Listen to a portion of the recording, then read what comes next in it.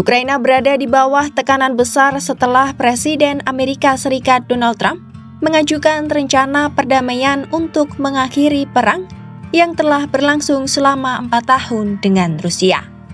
Usulan tersebut mengharuskan Kiev melepaskan wilayah Donbas pada Rusia. Sebelumnya, gagasan damai yang disodorkan AS pernah ditolak Presiden Ukraina Volodymyr Zelensky. Saat itu Trump menawarkan konsesi teritorial, di mana saat itu Ukraina didesak menyerahkan Donbas kepada Rusia. Dan kali ini pun gagasan damai dalam rencana Trump kembali mengusik soal wilayah yang berada di antara Donetsk dan juga Luhansk.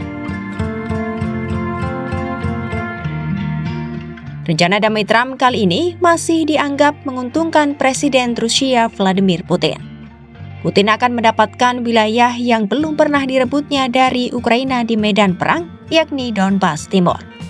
Meski sebagian besar wilayah itu akan diserahkan kepada Moskwa, namun sekitar 14% masih akan dikuasai Ukraina.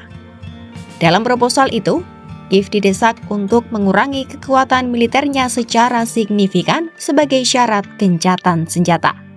Rencana yang lahir dari negosiasi antara Washington dan Moskwa itu pun dinilai sangat menguntungkan Rusia yang memulai invasi ke Ukraina pada 2022.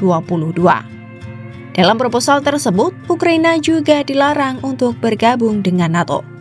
Tak hanya itu, jumlah militer Ukraina juga akan dikurangi secara signifikan dari sekitar 880.000 personel menjadi 600.000 personel. Selain itu, aliansi NATO pun dibatasi untuk tidak melakukan ekspansi lebih lanjut di kawasan Eropa Timur, seperti tuntutan lama Presiden Rusia Vladimir Putin. Dalam proposal damai Trump ini juga memuat soal aset Rusia. Aset senilai 100 miliar dolar AS milik Kremlin yang dibekukan akan dialokasikan untuk membangun kembali Ukraina.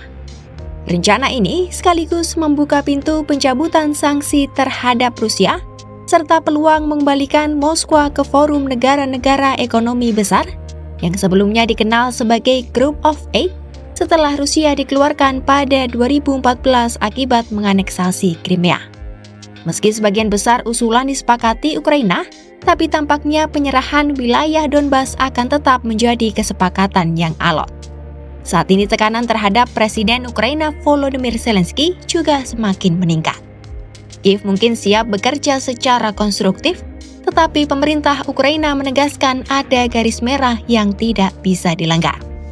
Sementara, Trump sendiri menyatakan dorongan perdamaiannya didasari keinginan mengakhiri perang secepat mungkin, meski ia mengaku kecewa karena negosiasi berjalan lambat dan tidak semulus yang ia harapkan.